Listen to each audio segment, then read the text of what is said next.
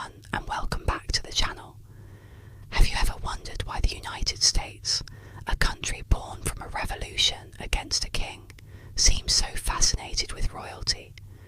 We follow the British royals, we talk about political dynasties, and we even have prom kings and queens.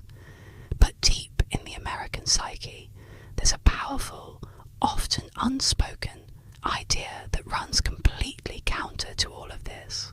It's the simple but revolutionary concept of no kings. This idea is more than just a historical footnote from 1776. It's a living, breathing principle that has shaped American identity, politics, and culture for over 2 centuries.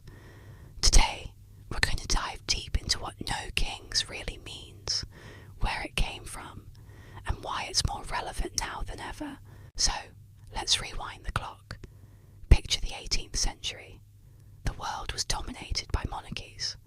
The idea that a regular person had any right to govern themselves was radical, even dangerous. Kings and queens ruled by divine right, meaning they were chosen by God and their word was law. You were born a subject, not a citizen. Your destiny was tied to the land you worked and the noble who owned it. Then came the American Enlightenment. Thinkers like Thomas Paine, John Locke, and our own founding fathers started to challenge this old order. They argued that rights didn't come from a king or a government. They were inalienable, meaning they are natural to every human being.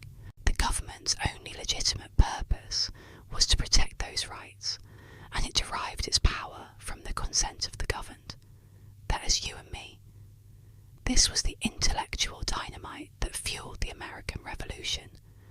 When Thomas Paine wrote in his pamphlet, Common Sense, that in America, the law is king, it was a groundbreaking statement. He was flipping the entire power structure on its head. The ultimate authority wasn't a person wearing a crown, but a set of laws that everyone, including the most powerful leaders, had to follow. This is the core of the no kings principle, the rule of law, not the rule of men. When the founders gathered to write the Constitution, this no kings idea was front and centre. They were terrified of creating a new monarchy. This fear is why the President of the United States has term limits. George Washington set the precedent by stepping down after 2 terms, a voluntary act to show that power was temporary and belonged to the people. This was later codified in the 22nd Amendment. They also created a system of checks and balances separating power between the legislative, executive, and judicial branches.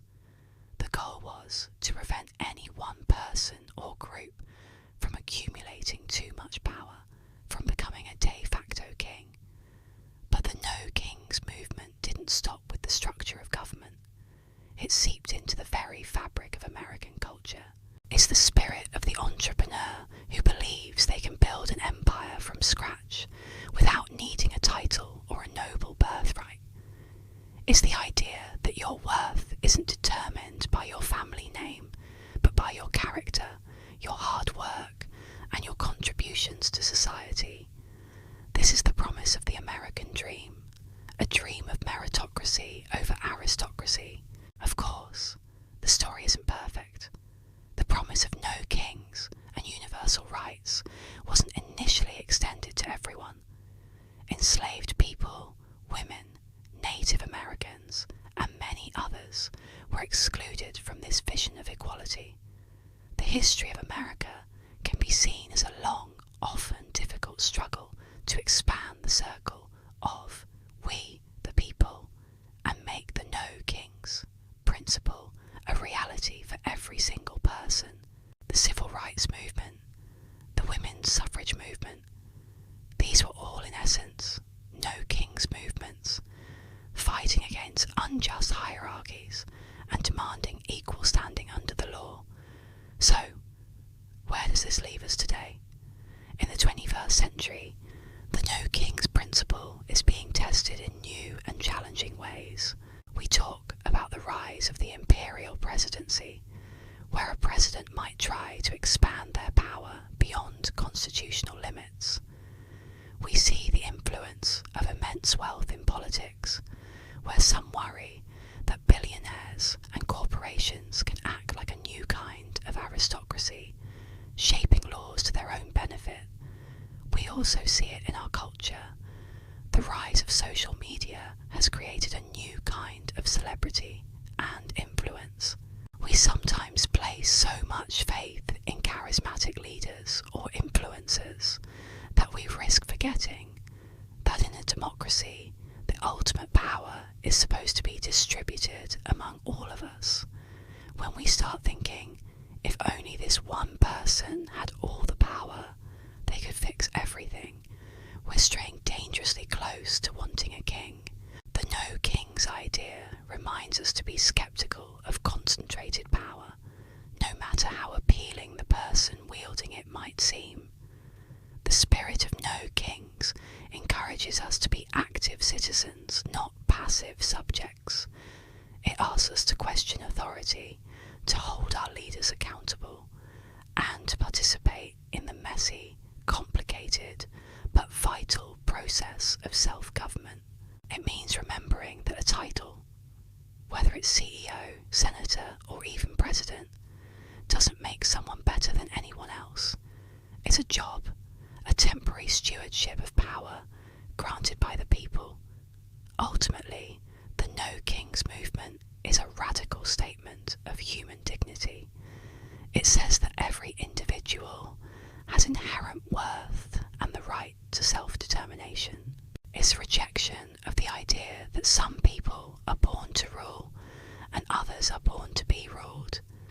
It is a constant reminder that in the United States, the highest office isn't president or justice. The highest office is that of citizen. It's a powerful legacy, but it's not self-sustaining. It requires each generation to understand it, to cherish it, and to defend it. So, the next time you hear a debate about term limits, the separation of powers, or the influence of money in politics, remember this simple, powerful phrase: no kings. It's the foundational idea that makes this whole American experiment possible. Thanks so much for watching. What does the no kings principle mean to you in the 21st century? Let me know your thoughts down in the comments. And if you found this video interesting, please give it a thumbs up and consider subscribing for more deep dives into the ideas that shape our world.